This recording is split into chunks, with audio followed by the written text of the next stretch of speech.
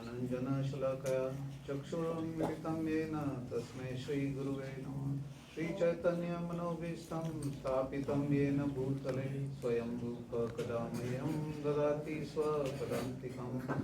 वन्देऽहं श्रीगुरुं श्रीयुतपदकमलं श्रीगुरुं वैष्णवंश्च श्रीरूपं साग्रजातं सहगण रघुनाथान्वितं तं सजीवं साद्वैतं सावधूतं परिजनसहितं कृष्णचैतन्यदेवं Shri Radha कृष्णपादान् सगण Lalita श्रीविशाखान्वितंश्च।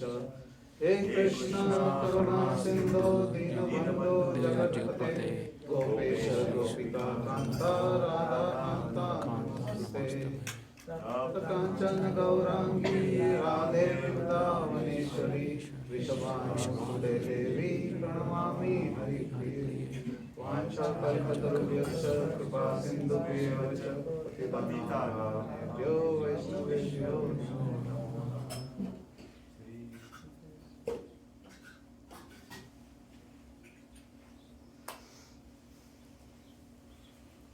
Hare Krishna. Hare Krishna. Program. I'd like to thank the temple management for giving me this opportunity to speak here on this auspicious occasion of upcoming Ram Navami on Thursday.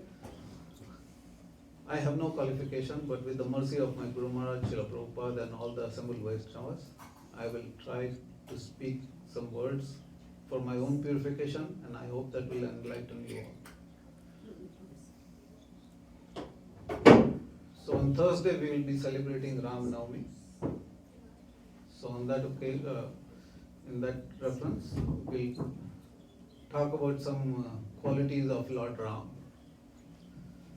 So Lord Ram is not an ordinary personality. He is Bhagwan himself. He is none other than Krishna. And we cannot imitate Lord Ram. We can only follow his instructions. Right? So Lord Krishna has 64 qualities. Lord Vishnu has 60 qualities. And as per Srila Prabhupada's books, it mentions that Lord Ram is having about 60 to 62 qualities. So we will elaborate on a couple of qualities with the limited time that we have. So the first quality is known as Gunvan. So Gunvan is means a principled person who has very high values in life. And Srila Prabhupada has given us the highest value that we should follow is the four regulative principles. If we follow that, then that's a very great achievement that we will have in this lifetime. The second quality is Dharmaj. Dharmaj is doing the right thing, giving the right answers as per the scriptures, as per following his dharma. Because he is a Kshatriya, he has certain responsibilities on his shoulders. Not only his family responsibilities, but his responsibilities towards his subjects, because he is a king.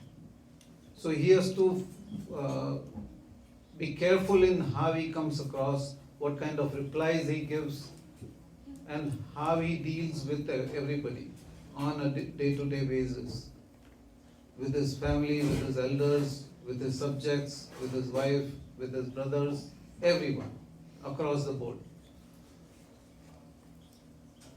And a king is always expected to do the right thing.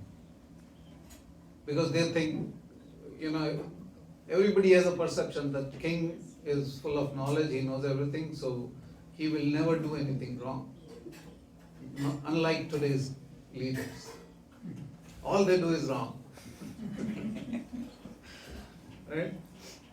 So, for the sake of dharma, it says that dharmo rakshati rakshita, means he is protecting the dharma and he is delivering based on all the dharmas. So, and he knew the perfect answers, because Ram was also known as Maryada Purushottam. So he was always grave in his nature. He was like, unlike Krishna, he was always serious. Krishna is always joyful, doing some mischief or the other. Right? In every pastime, Krishna has to do some mischief, otherwise he is not Krishna. Whereas Ram is just the opposite. So when Ram gets the news that he has to go to the forest, he goes to his mother Kaushalya and says, "Mother, I have to go to the forest. So please, bless me." And upon hearing this, Mother Kaushalya starts to cry. And not like, she literally starts to cry loudly. And then she says, "Ram, why do you always have to follow your father's instructions? What about your mother's instructions?" So he says, "Mother, I am here. You tell me, what are your instructions?" So she says that my instructions are that you don't go to the forest. Ram is listening, because Ram is always grave. He never shows any expression on his face. Even when he got the news that he has to go to the forest, he was totally unmoved. But deep inside, he's saying, "Yes, that's what I wanted." Because at one time, he had told Lakshmi Mata that, "Yes, I will spend some time in person with you." So now, when he heard the news that he has to go to the forest for 14 years, he said, "Yes, this is the opportunity. I'll be able to spend some time with Mother Sita in person without any disturbance." So, Ram says, "Okay, tell me what's your order." So he says, "Father is telling you to go to the forest, and I'm telling you not to go to the forest." He said, I don't mind Bharat becoming the king. And the second boon I will talk to Kaikeyi, and she will nullify the boon. And she will tell you, "Okay, there's no need to go to the forest, you can stay here and everything is fine." So Ram says, "No. The orders that are coming from my father, it's a Pitru Dharma. So I cannot disobey my father's orders. So I have to go." So she says, "Okay, then you take me along with you." So Ram says, a wife's duty is to always be with the husband. So you cannot come with me. So Kaushalya says that, "You're telling me you don't want to go. You want to go to the forest. I'm telling you not to go. You're saying no. I'm telling you I want to come. You're saying no." So Ram says, "You do your duty, let me do my duty." So here he is trying to pacify Mother Kaushalya. And he says, he tells Mother Kaushalya that if you're going to weep like this, and if you're going to be morose, then it is not going to bring any good luck to me, and I won't be able to pass my time in the forest nicely. So, please bless me, so that I can, do justice to what I have to do in the forest, and I should be able to fulfill my duties. And then immediately she realizes, she wipes her tears and blesses Lord Ram.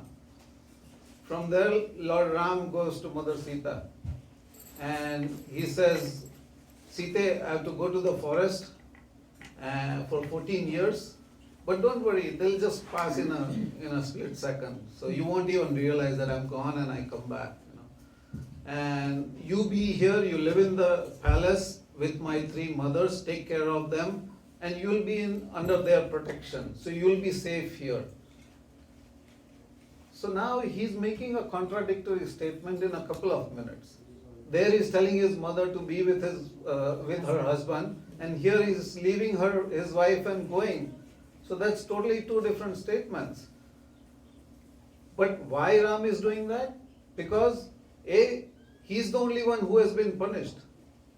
Sita has not been asked to go to the forest. Neither has Lakshman been asked to go to the forest. And being a Maryada Purushottam, he is mindful that he should not trouble anybody else.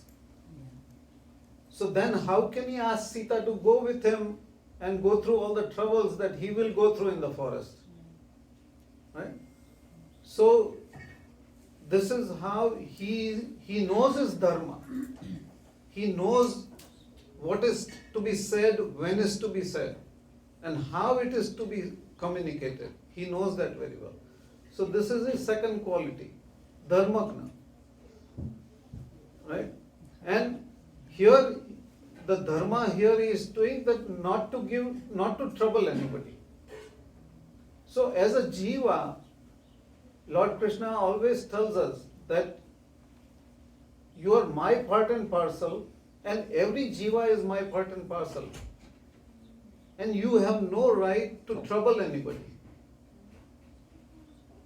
Because I have given the life to every jiva and they have their own life. Nobody is interfering in your life, so why do you go and interfere in something?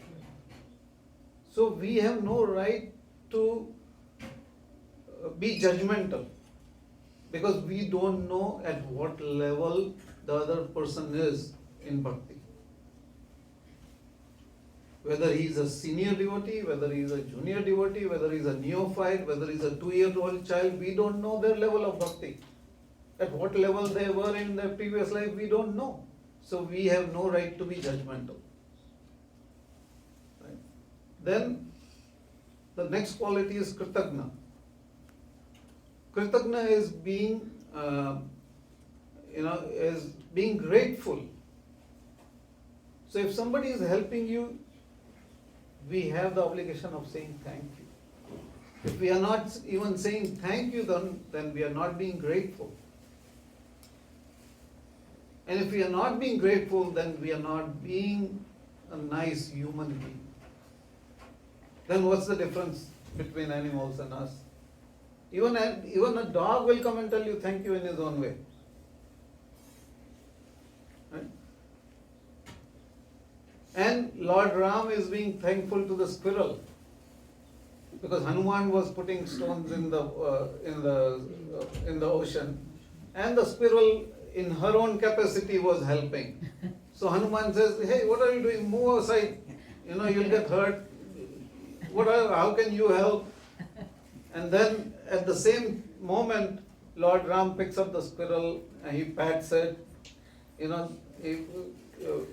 It says that because of his patting, the squirrel has those 3 lines on her body.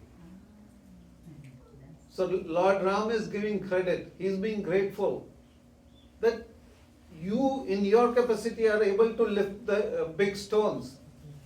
But for that small squirrel, that small pebbles are big enough for her. So she is doing her part, you do your part. So then Hanuman realizes and apologizes to Lord Ram, and the show goes on. Then the next quality is Satya Vakya. So you always speak the truth, to the extent that you are not hurting anybody, or you are not hurting your own self.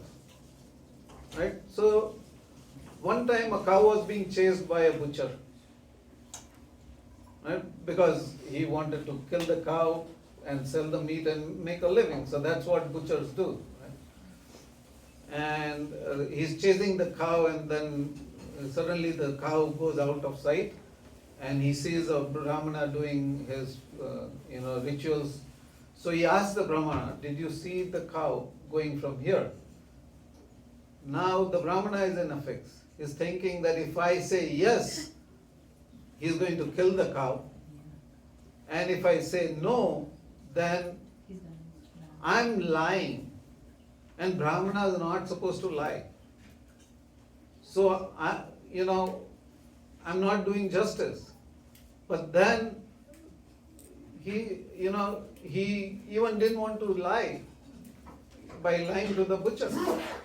Either way, he was lying, so he was in deep trouble.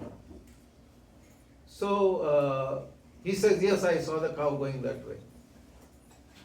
and then the butcher goes, he kills the cow. In that process, the cow curses the Brahmana. So that because of your benefit of lying and to come across that, okay, I'm pure, I don't lie and all that, you took my life. Right? So we have to be mindful in how we are responding. If it is not hurting anyone, it's okay to lie. Because you are not hurting anybody. In this case, the cow was going to be killed. So he hurt the cow. The cow lost its life. So we have to be mindful. Just because we are always truthful doesn't mean that we say something that will hurt somebody else. And that too when we know that if I say yes or no, this is what the reaction is going to be. Right? So we have to be mindful. So Satyavakya. The next one is Dradavrat. Dradavrat means I am determined in doing something. Doesn't matter what happens. I'll do whatever I have decided. Whether it is, going to create some havoc or whether it is going to be peaceful, I'll do, this is how I am and I'll do it. So here we have, we must not, the scriptures say that we must not be like Bhishma Pitama. Why? Because he was Pratigyabadha. He was bound to the throne. He was not bound to anybody else. He was bound to the throne. Now, that is irrespective of whether the person sitting on the throne was doing it right or wrong. He never raised the question.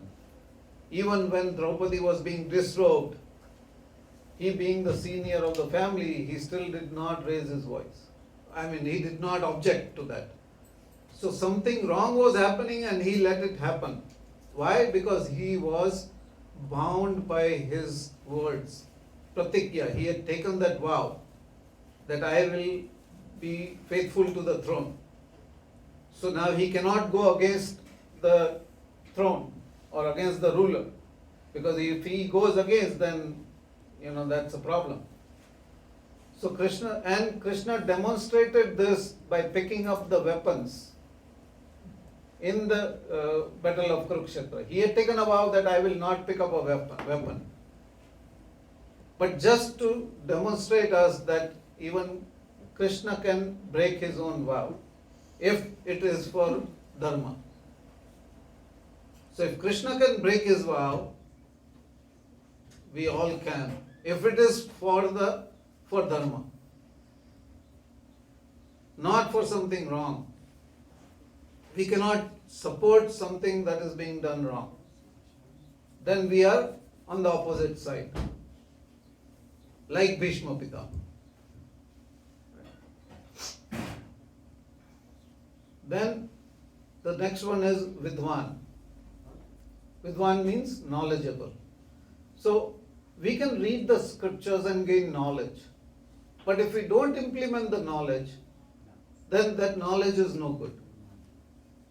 So if we are learning the scriptures, if we are reading the Bhagavad Gita, if we are following the instructions of our acharyas and our guru, then it is our duty to imbibe those qualities in our day-to-day actions, in our day-to-day life. And if we don't do that, then that knowledge is no good. Then Guru's instructions are no good. It's like Guru telling you, you're good at book distribution, go do book distribution. But you say, no, I don't like book distribution, I'll go do this. Then what's the point in you having a Guru and a Guru telling you that go do book distribution? Because Guru knows what you are good at, what are your qualities. And he will only give you instructions as per your qualities. So a guru will not tell somebody to go and cook when he knows that person can't even cut vegetables. So how will he tell somebody to do something else which is not as per his qualities. So here there is a story that when Lord Jagannath in the avatar of Lord Ram was ready to go for the battle with Ravana. But before that, he wanted to pray to Lord Shiva because Ravana was a big devotee of Lord Shiva. So Lord Ram tells Hanuman that please go and get a shivling for me. Right? And because I need to perform a puja before I go for the battle with Ravana. And I need to worship Lord Shiva. So Hanuman flies all the way to bring the shivling. Now while he's going, Hanuman is thinking, his pride kicks in. So now Hanuman is saying, Lord Ram wants to worship Lord Shiva and he asked me to go and get shivling. Now I am the only one who can fly and at high speed and go and get it before he starts puja. So now his ego comes in the picture. Right? He is knowledgeable. Hanuman is knowledgeable. Right? But still, 1 second this thought comes to his mind. And because of this thought, on his way back, he gets delayed. So now, here Lord Ram says, oh, Hanuman is not here. So he builds a shivling out of the sand and starts to perform his puja. And while he is doing that, Hanuman comes with the shivling. And he sees Lord Ram, my Lord has already started doing the puja. Now if he wanted to do this, why did he send me? He could have might as well done this and saved me from the trouble of flying so far at high speed and coming back. And Lord is reading Hanuman's mind. And he knows what's going on in Hanuman's mind. So after he finishes his puja, he tells Hanuman, can you just move the shivling on the side? So Hanuman, okay, this is peanuts for me, I'll do it, So he puts his tail around the shivling and tries to move it. The shivling that is made out of sand, and he can't move it. And that's when he realizes that I'm not independent of the Lord. This is my ego. So he bows down, seeks forgiveness, and the Lord blesses him. So we have to be, here we should get the message that, without the Lord, we are zero. Without His energy, we can't move even a blade of grass. Right? Then the next is Jita Krodho. So it's winning over anger.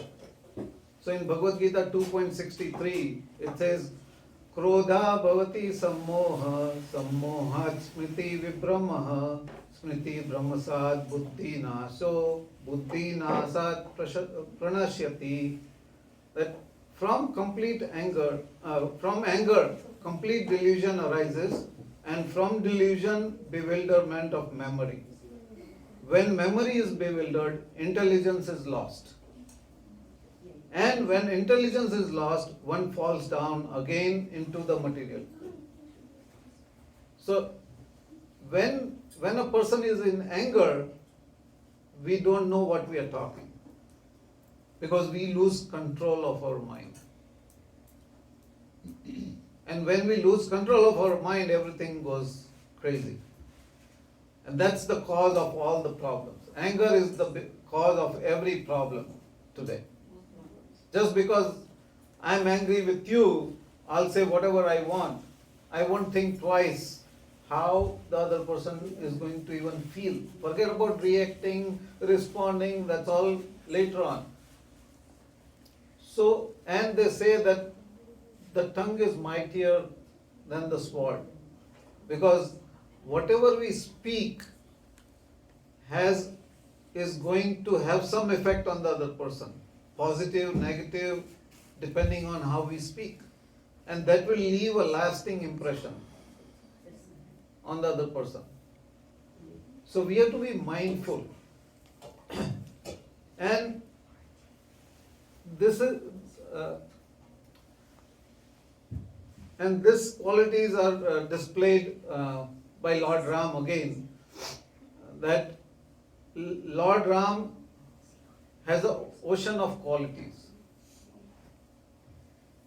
right?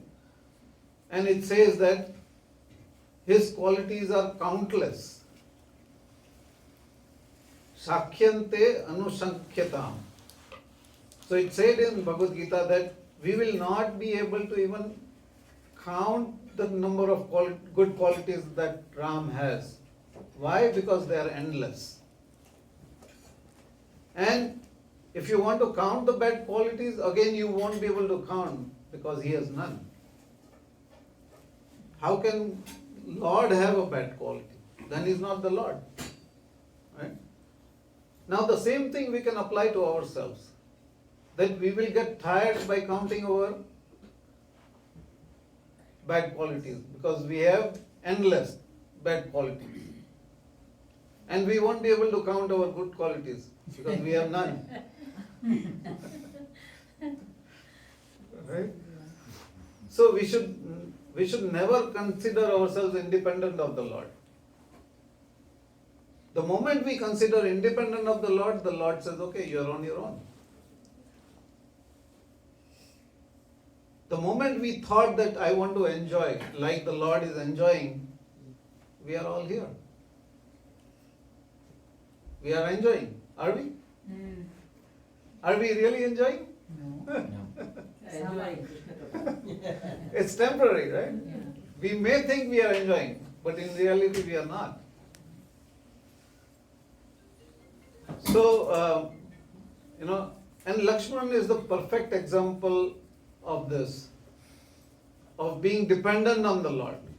So, when Ram, Lakshman and Sita reach Chitrakoot, so Ram tells Lakshman, can you go find a place, an ideal place, and build a hut, and find a place that is, that will be liked by all three of us.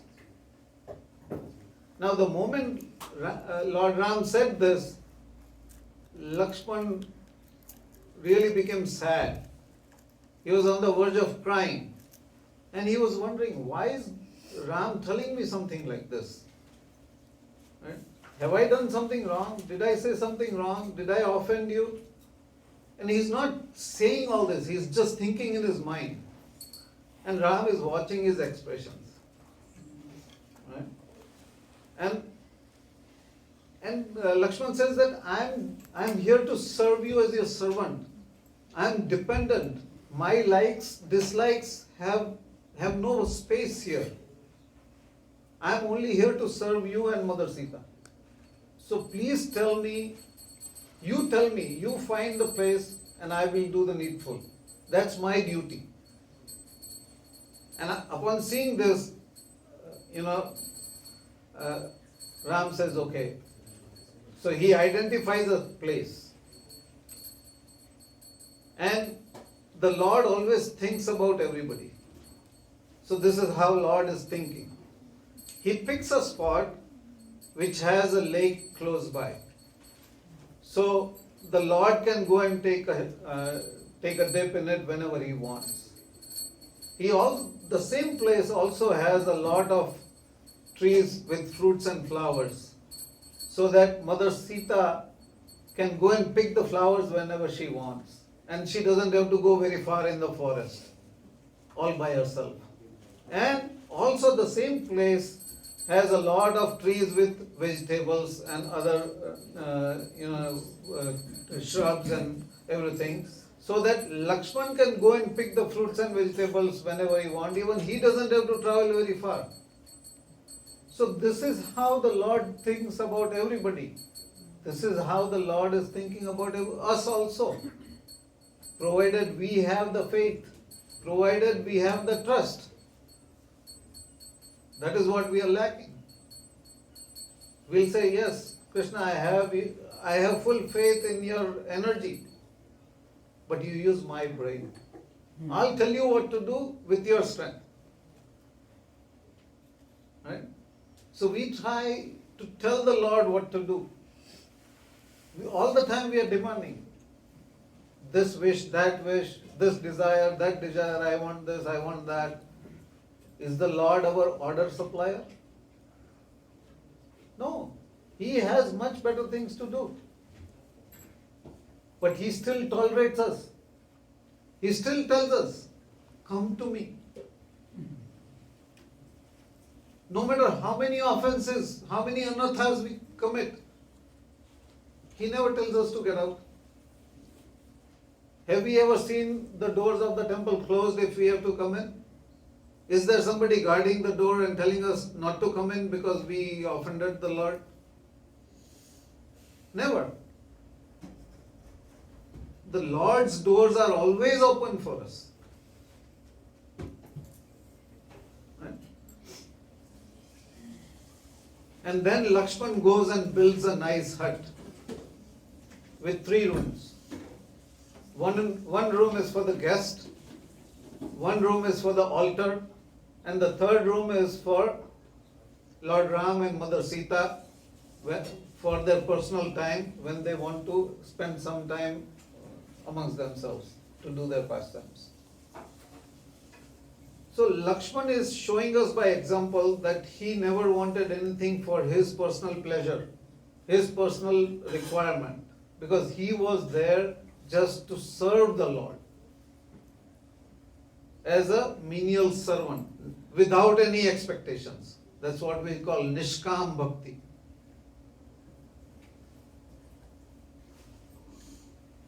And by doing this, the Lord will always protect us. And if we really want to surrender, we also need a guru. Because without guru, we cannot fully surrender. Why? Because we cannot understand the Lord. We won't know how to serve the Lord in the right way. The guru is a realized soul. So he can teach us, he can handhold and teach us how to perform bhakti, how to perform service, how to interact and serve the devotees. So if we want to be successful in bhakti and if we want to surrender, we definitely need a guru. And that's what Lakshman is displaying, all these qualities. That he's surrendering to Lord Ram. He says, I don't want anything for myself. I'm here to serve you, just you tell me what am I supposed to do. There's another very good pastime of while they were living in Chitrakoot and they had this lake, and so one day Lord Ram says that he tells Mother Sita, let's go, today we'll have a swimming competition. And Ram tells Lakshman that you have to be the judge. So now Lakshman says, you're putting me in a tight spot. If I say you are the winner, she's going to get offended big time. And if I tell Mother Sita is the winner, then I'm not following your instructions. So so Lord Ram says, okay, it's just 3 of us here. So we both are going for the competition. So you are the only one left, so you have to be the judge. So Ram says, okay, I have to follow your instructions, right? So okay, I'll be the judge. So now Ram is, good height, broad shoulders, nice build. So they both jump in the water. Even Mother Sita is excited, okay, today we are doing something fun. So they both jump in the water. She tucks her sari and off they go. Now, obviously, Lord Ram, he will, go really fast. So he goes, he reaches the other end, and then he turns back and sees Sita is not even half the way. She's, like breathing hard. With the sari. Yeah, and so he touches and turns around, and then he sees that she's not even halfway. So he goes underwater, and he waits. And Lakshman is watching all this, because he's the judge, so he's supposed to see, right, who's not cheating. So he sees Lord Ram go underwater, and then as Mother Sita turns around and comes back, and she's about to reach, that's when he comes, after she reaches. There, when she reaches and sees, oh, Ram is behind me, she's jumping, oh, I won, you know. So this is how the Lord reciprocates, allows, and she's the Lord's internal potency. So she knows what Ram is doing. It's not that she's not doing, but this is the pastime. Right? This is a lesson for all of us, that the Lord will always reciprocate if we serve the Lord faithfully, if we have full trust in the Lord and His energies. Now, when Lord Ram was coming back, he asked Mother Sita to go through the Agni Pariksha. Now, as per, and we know that this was, when we hear this or see this in a serial or anything, the first impression we get is, why is Ram doing this to his wife? Why is he doing this to Mother Sita? Why is he asking her to go? Does he not know that she is pure? Now, why does she want to test? Just because one washerman made some comment, so he's doing that?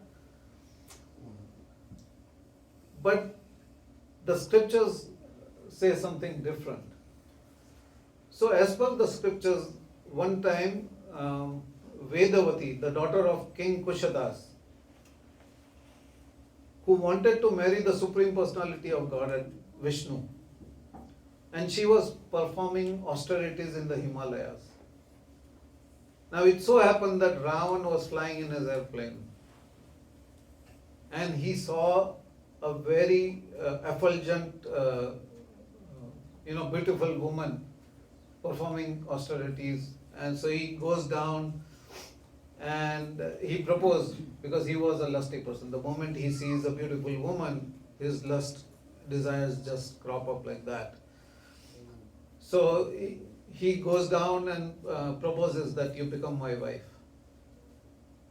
Direct, right?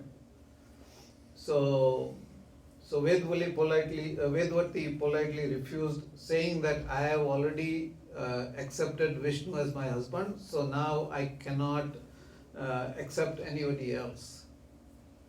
Now Ravan is the one who doesn't like to hear no as an answer. So Ravan, his ego is hurt now. So he holds Vedvati by her hair and tries to, kidnap her. And Vedvati, the moment she sees this, she cuts her own hair and takes herself away, little far away from Ravan. And, while doing this, she says that now that you've touched me, you polluted me. So now I cannot approach Lord Vishnu anymore.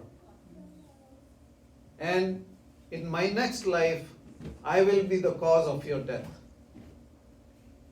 And by saying this, she gives up her body.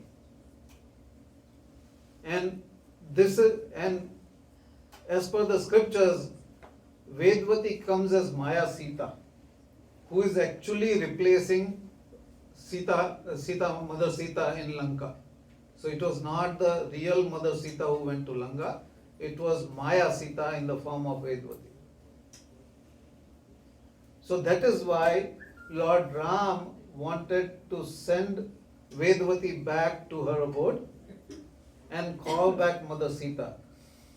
And that's why he asked Vedvati to, Mother Sita to go through the fire. This is what we have been told, or we have heard so far. But the reality is that it was Vedvati in the form of Maya Sita who was asked to go back so that Mother Sita could come back, because Ravan was already killed.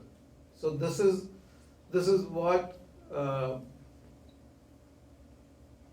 the story is behind Mother Sita going through the Agni Pariksha. So all in all, Lord Ram is Maryata Purushottam, and he's very grave in his communication. He knows the scriptures very well. He knows how to interact with everybody, and he also gives credit for whatever service we perform towards him. So we should always be mindful in our dealings with not only devotees, but in general with anybody on a day-to-day basis.